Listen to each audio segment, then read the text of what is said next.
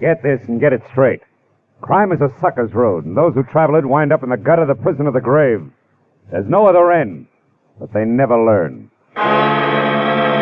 Wrigley's Spearmint Chewing Gum, the refreshing, delicious treat that gives you chewing enjoyment, presents for your listening enjoyment Raymond Chandler's most famous character in The Adventures of Philip Marlowe.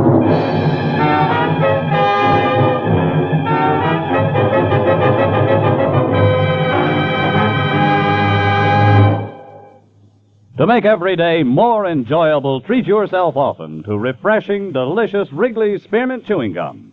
Here's a taste treat you can enjoy indoors, outdoors, at work, or at play. The cool, long-lasting mint flavor refreshes you. The smooth, steady chewing helps keep you fresh and alert. Adds enjoyment to whatever you're doing. Wrigley's Spearmint Chewing Gum. Healthful, refreshing, delicious. Now, with Gerlad Mohr, starred as Philip Marlowe, the makers of Wrigley's Spearmint Chewing Gum are glad to bring you tonight's exciting story, The Girl from Pitchfork Corners.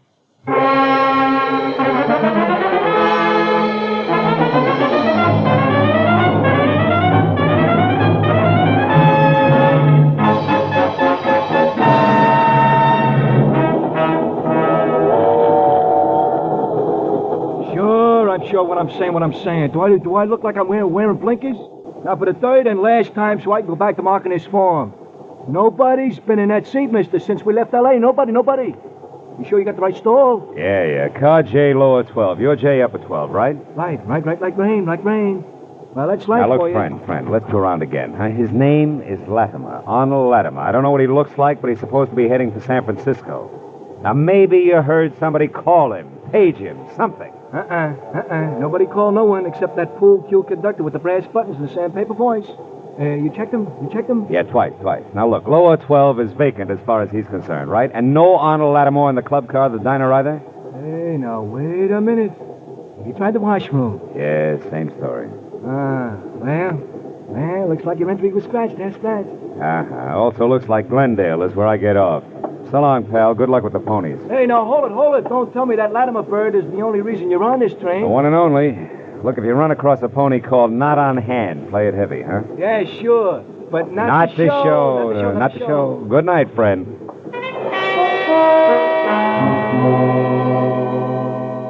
I waited on the platform at Glendale until the chrome streamliner had glided out with car J, lower 12, still empty. Then I got a cab back to Union Station in L.A., picked up my own car, and headed for 1312 North Bronson Drive in Hollywood, and a woman I'd never seen named Donna Rollins. She had hired me by special delivery letter that afternoon. Crisp $50 bill enclosed therein, to be sure that one Arnold Latimer was going where he'd said he was going. That had been my job. Well, the place on Bronson was the kind of imitation Mount Vernon architecture where Washington couldn't have slept a wink. The lady that answered the door was about as colonial as Bebop. Yet she was a full lap behind the other extreme, known as glamorous Hollywood type.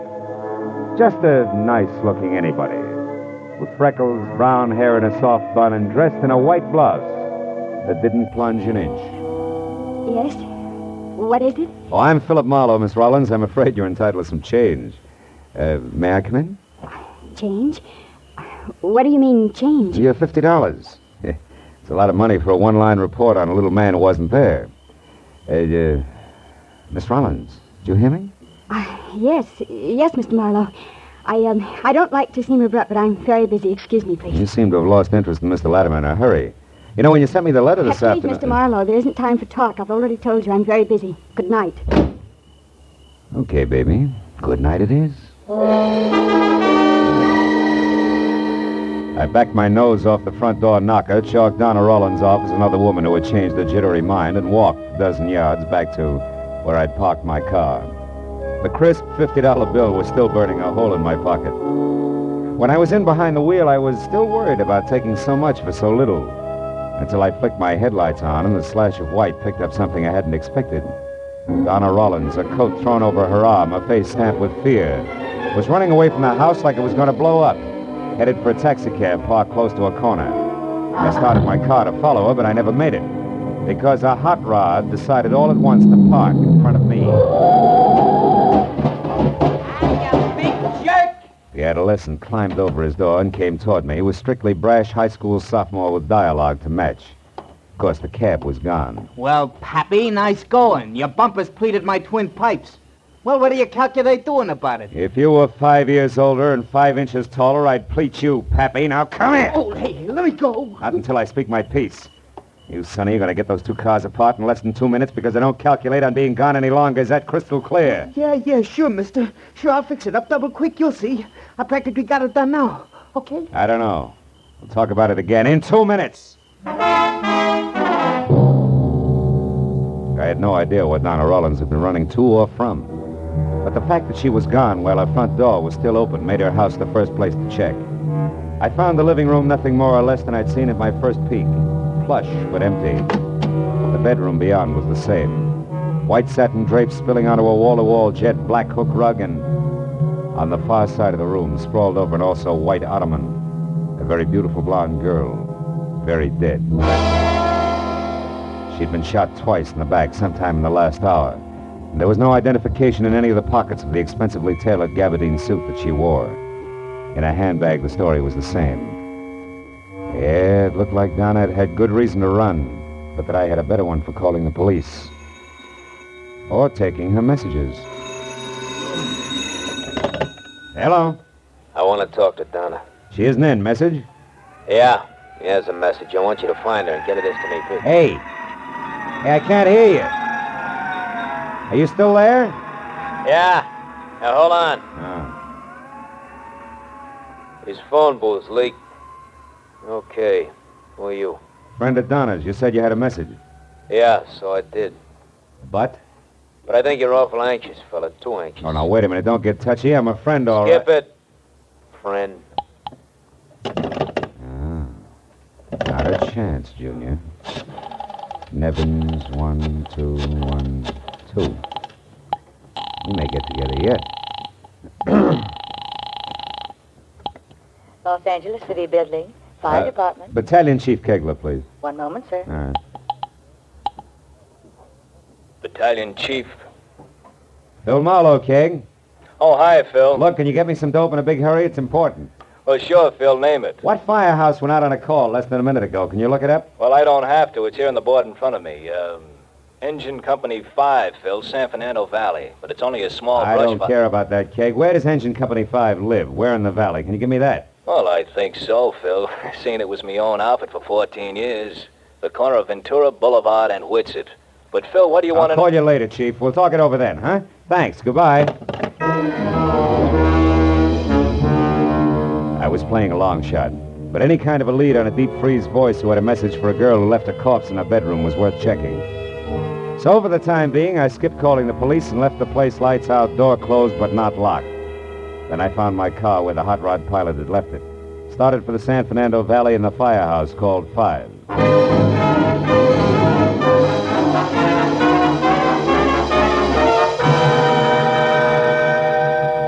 20 minutes later, when I was there and out of my car, I came face to face with my second break.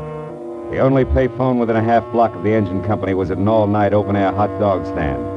And the attendant on hand, a girl with a kind of arched eyebrows that left her looking constantly surprised, had an A1 memory.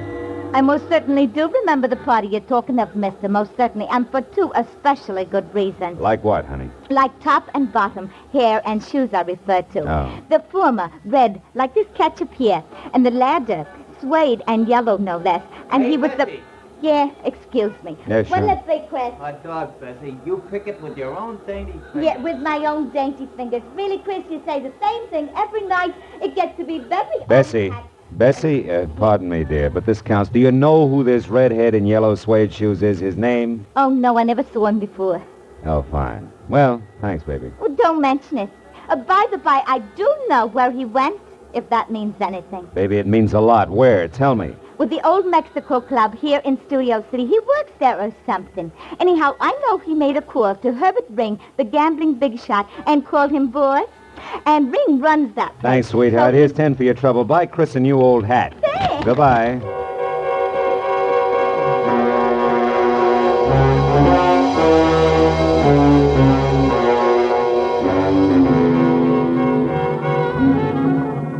The old old Mexico club was phony south of the border from authentic Latin American rumba team I'd seen billed as Mr. and Mrs. Buck and Wing a month ago at the policeman's ball, to a life-size painting of a bullfighter who had his cape thrown over the wrong shoulder.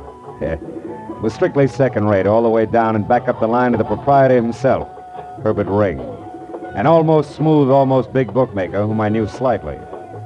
I found him at a corner table, huddled over a glass of milk, listening hard to none other than the redhead with the gaily colored feet. When I stepped up to them, the conversation broke off sharply. Well. Hiya, Phil.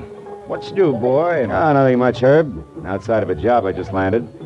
A girl named Donna Rollins. Donna Rollins? Quiet, Larry.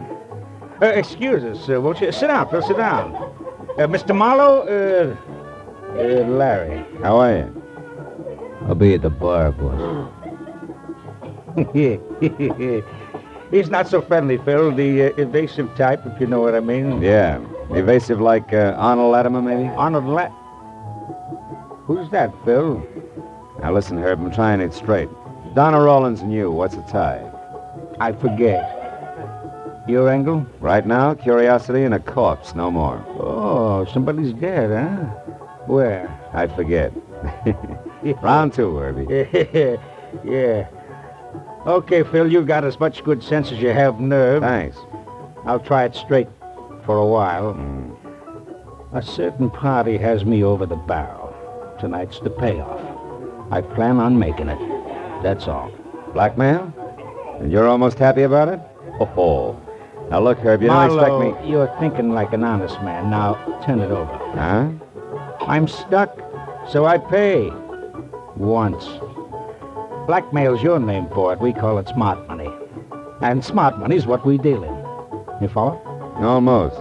But this certain party, is it Donna Rollins? Marlowe, after what I said about your good sense... Oh, yeah. How straight can you get, huh? Yeah.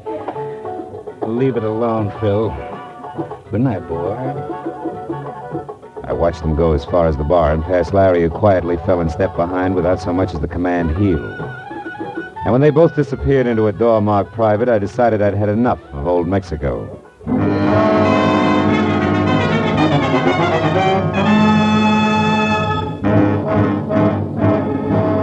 I got out to my car and pointed it back for Donna Rollins' place for the only reason left. I didn't know where else to go.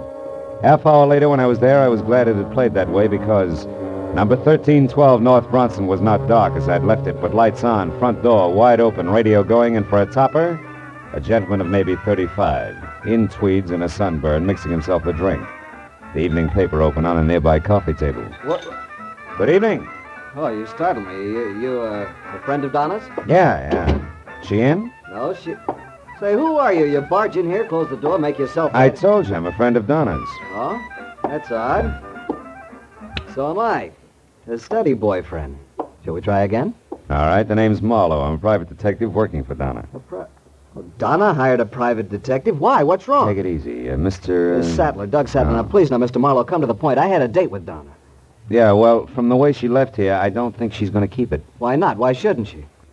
Well, for one thing, if you don't know already, there's a body in the bedroom there. But somebody's dead in there? Yeah, very dead. Mm-hmm. Let's have a look, huh? Maybe somebody you can identify. It's a woman, Mr. Sattler, a blonde. She was shot. Well, who is it, Sattler? Friend of Donna? Oh. It's Donna.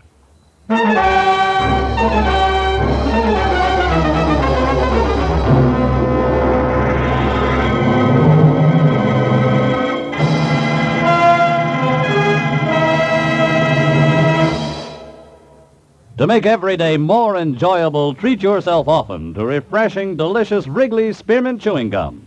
The lively, full-bodied, real mint flavor cools your mouth, moistens your throat, freshens your taste. And the chewing itself gives you a little lift, helps you keep going at your best. So for real chewing enjoyment that's refreshing and long-lasting, always keep Wrigley's Spearmint Chewing Gum handy. Healthful, delicious Wrigley's Spearmint Gum will make every day more enjoyable. Now with our star, Gerlad Mohr, the second act of Philip Marlowe and tonight's exciting story, The Girl from Pitchfork Corners.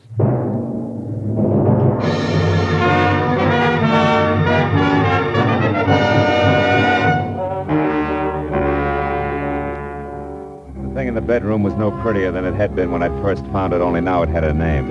Donna Rollins, my client. And as Doug Sattler stared at it and repeated the name, his long hands began to twist each other and its forehead got sticky. I finally took him by the shoulder and turned him around, away from it.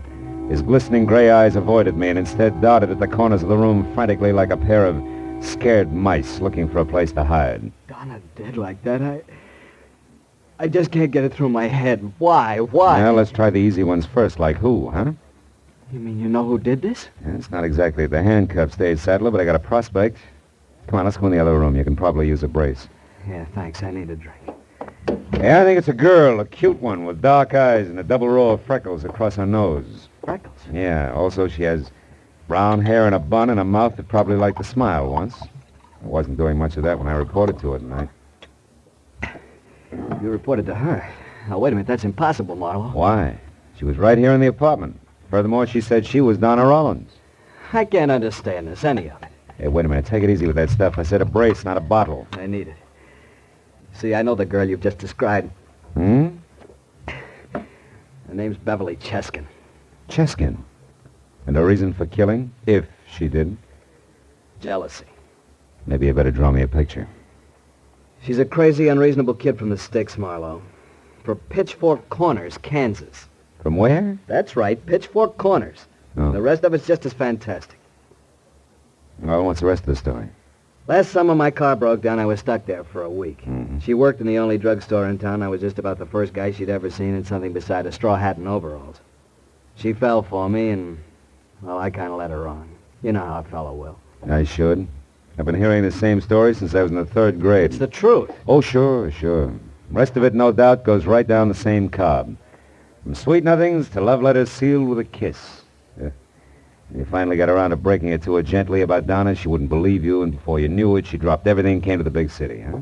Yeah, 2 days ago. Yeah. You make it all sound pretty silly. It's no sillier to me than that corpse in there. Okay. It's hard to believe she'd actually commit a murder, Marlowe. She does have a temper. And she's just pulled her life out by the roots. And you know what? They grow deep in places like Pitchfork Corners, city boy, or didn't you care? Of course I did.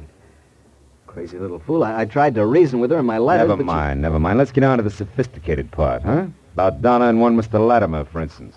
Latimer? Who's that? Oh. How about Donna and Herbert Ring? I don't know any Herbert Ring, either. Mm-hmm. But Donna had a lot of business friends I didn't bother with. Why? Well, you should have. Doing business with Herb Ring means... Means what? That you have to be fast on your feet. What's that? What'd you pick up off the floor, Marlowe? An old envelope. I'm a stickler for neatness. Where's Beverly staying, Sattler? I don't know. She called me once, but she wouldn't tell me. I haven't seen her. Where'd she reach you? My hotel, the Greenwood Arms. Mm-hmm. Marlowe, what are we going to do? About Beverly, I mean.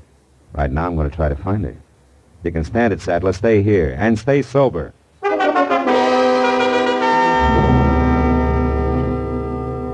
The crumpled envelope I'd found that didn't belong on Donna's floor had come from the Sunflower Motor Court.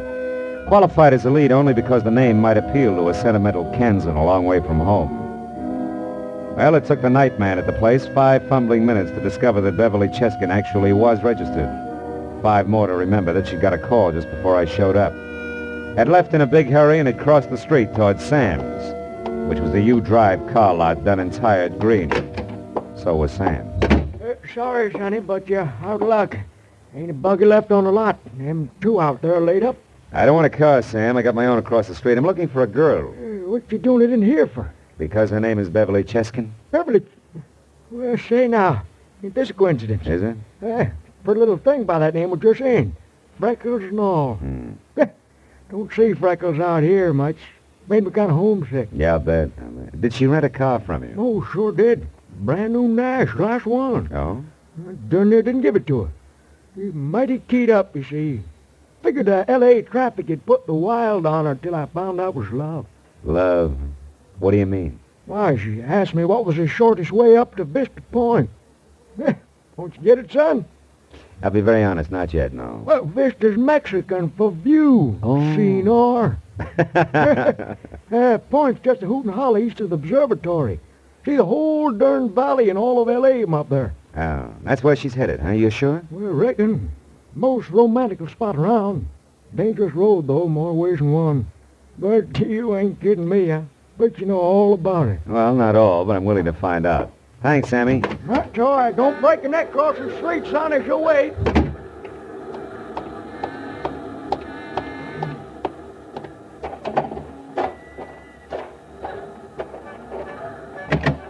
Leave that heap right where it's set, Shamus. You won't be needing it. I won't take your word for it, Larry. You better. Mr. Ring wants you and me to have a nice talk. Tell him we have nothing in common. You know it's different. The name Arnold Latimer, for instance. Sorry, some other time I got a date. Come here, you. Said we're gonna talk, Mr. Cool Cucumber. If I have to warm you up to it the hard way, it's okay with me. You know, Larry, there's something wrong with a guy who'll wear yellow suede shoes like those. He must be slow in his reflexes. Imagine I'll be seeing you.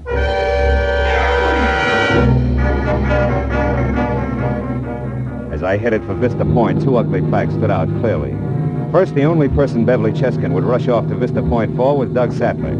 Second, he had to be a liar because he called her just as soon as my back was turned. And they both added up to the same thing, another corpse. The road up from the valley floor was a narrow strip of crumbling concrete as full of twists as a hurt worm. But near the top it leveled off in a series of ragged terraces, grossly overrated as a lover's rendezvous. I pulled off the road, hid my car near a scrub oak, and went the rest of the way up on foot. A cold wind lashed at the manzanita as I worked my way up to the crest. The half-moon played unpredictable tag with low clouds. So I followed the shadow of a stone wall out onto the jutting point, where the mountain fell away on three sides into a black gorge. Finally, I spotted them.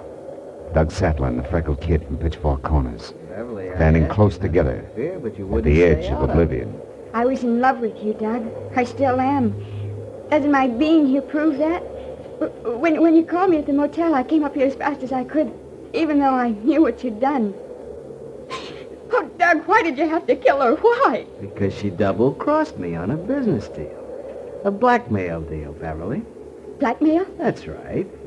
Donna knew plenty about certain men in this town, big-timers who'd pay thousands or kill to keep others from finding out about it.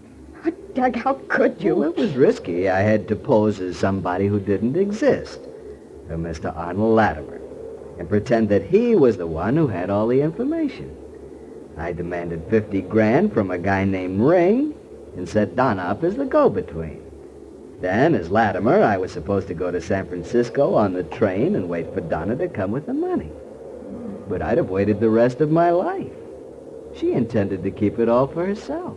But you killed her, Doug. Was it that important to you? You still don't get it, do you? I know now that there's no chance for us, for you and me. No chance at all, ever.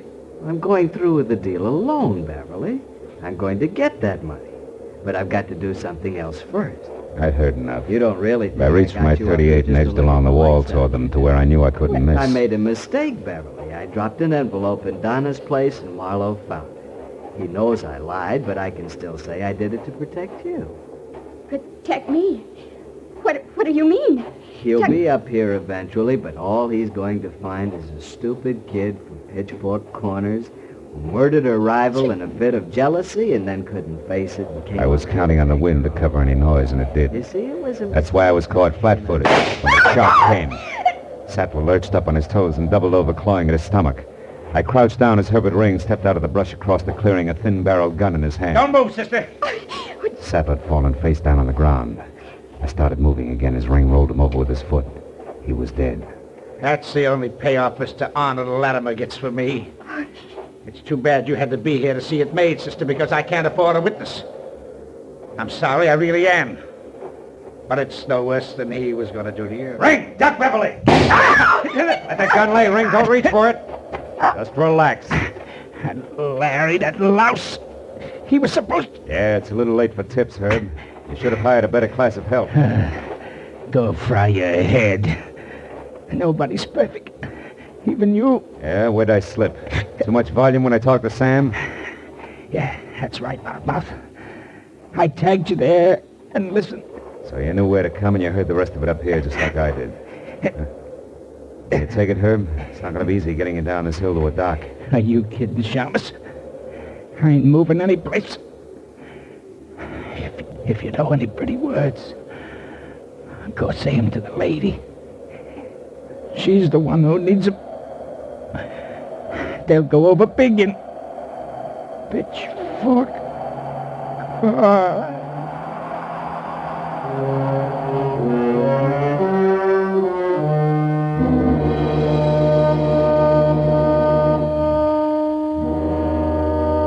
I couldn't think of any pretty words. Not then, anyway. I let her figure it all out for herself, and she was still at it when we got to police headquarters, where we told the whole story to homicide from start to finish. And finally, when a coroner's crew went up to Vista Point to take Sattler and Ring to the morgue, and a gaunt police secretary with calluses on her mind hammered out the reports, I went over to Beverly, the little country girl, who was looking through a dingy window at the dingy backyard of the city. Are they going to ask any more questions, Mr. Marlowe? No new ones. They've got it all. They just like to repeat to be sure it comes out the same each time. You can't blame them, you know. Well, they're not going to hold you. You can leave tomorrow and go home. Yes, I know, but I'm not going back. I'm going to stay here in Los Angeles. Be sure, baby. It's a big place, lots of people. Awful lot of people. Not if you think about them one at a time. Yeah.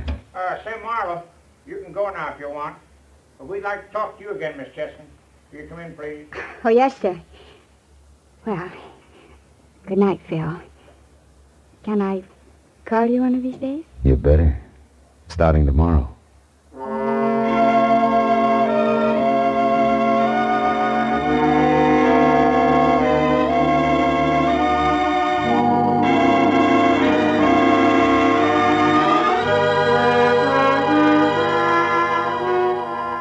Smiled.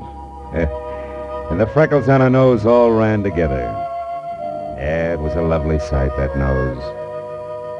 I watched her walk into the lieutenant's office, and then I went out, got in my car, and headed home. And as I drove, I thought about hepcats, hicks, and hayseeds. But as she suggested, one at a time. You know what? It worked. That way there's no difference. They're all people.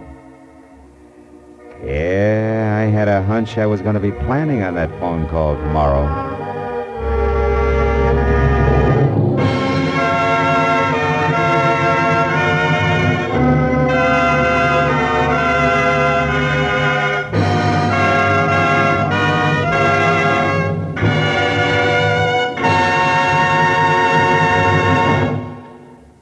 Remember, friends, to make every day more enjoyable, treat yourself often to refreshing, delicious Wrigley's Spearmint Chewing Gum. There's lots of cooling, real mint flavor in every stick. And chewing Wrigley's Spearmint helps keep you feeling fresh and alert.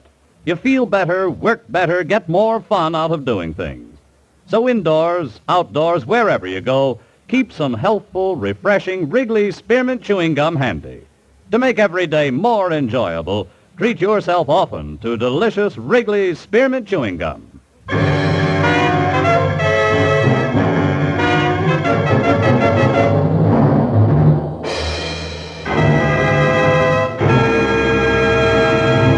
The Adventures of Philip Marlowe, presented by Wrigley's Spearmint Gum, bring you Raymond Chandler's most famous character and star, Gerlad Mohr. Philip Marlowe is produced and directed by Norman MacDonald and written for radio by Robert Mitchell and Gene Levitt. Featured in the cast were Sammy Hill, Peter Leeds, Wally Mayer, Hugh Thomas, Anthony Barrett, Vivi Janis, and Harry Bartell. Special music is composed and conducted by Richard Arant. The makers of Wrigley's Spearmint Chewing Gum hope you enjoyed tonight's adventures of Philip Marlowe and that you're enjoying Wrigley's Spearmint Gum every day. We invite you to be with us next week when Philip Marlowe says... This time I spent the night in an ancient Spanish castle with an overworked count guarding a tomb. A caretaker with blood on his mind and a 7-footer called Peter the Cruel, which was one thing. The other was worse. They all lived in the 16th century. Bob Stevenson speaking. This is CBS, the Columbia Broadcasting System.